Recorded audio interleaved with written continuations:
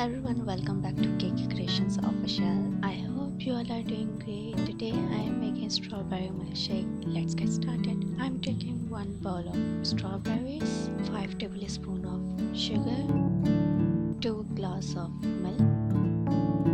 First of all, cut strawberries, put in blender,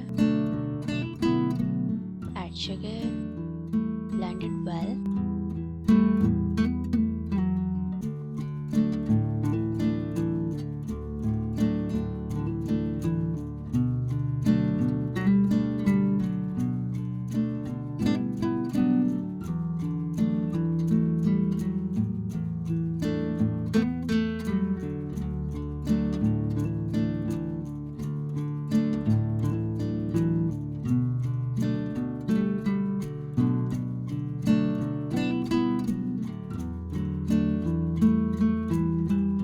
Now pour milk.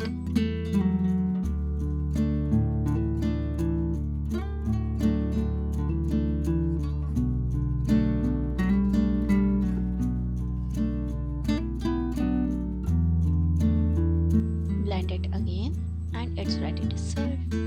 I hope you like the recipe. If you do, don't forget to subscribe, hit the